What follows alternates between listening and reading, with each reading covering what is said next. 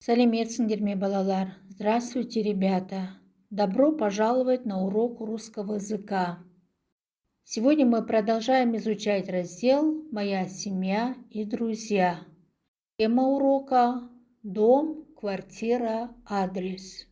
Чему ты будешь учиться на уроке?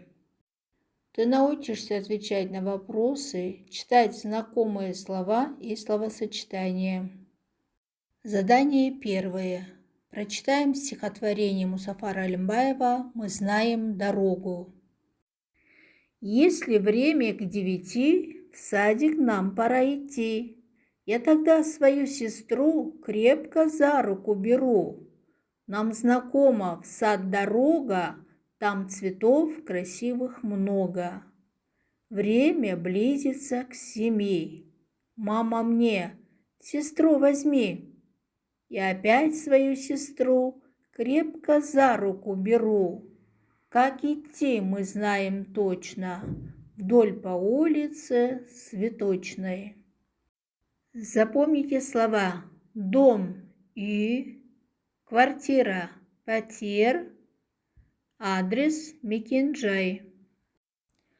Адрес – это название города, поселка, улицы, на которой ты живешь, номер дома и квартиры.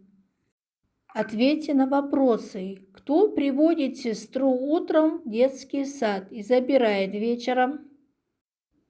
Правильно, брат приводит сестру утром в детский сад и забирает вечером. Почему родители доверяют своему сыну приводить в сад и забирать сестру? Правильно, потому что он старший и знает дорогу.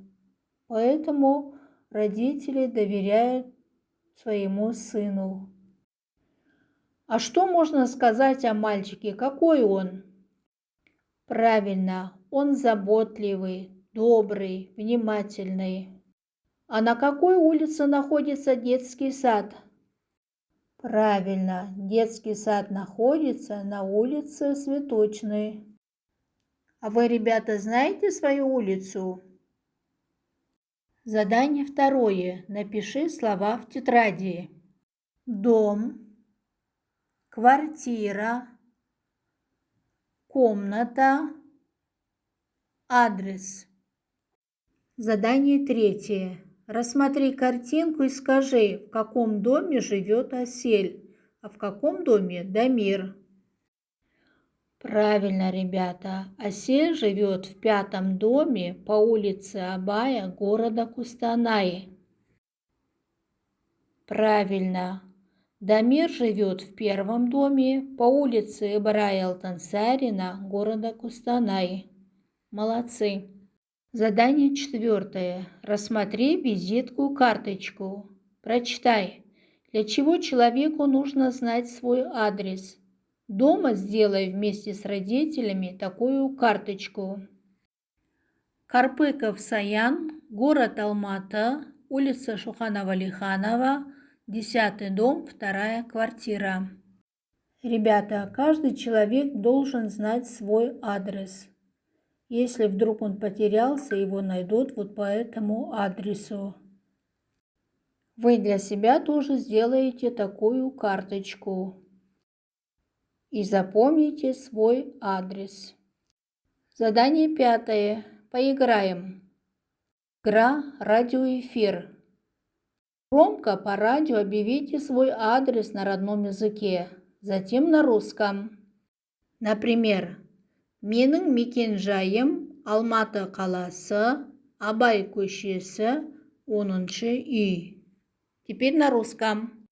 Я живу в городе Алматы, на улице Абая, в доме 10.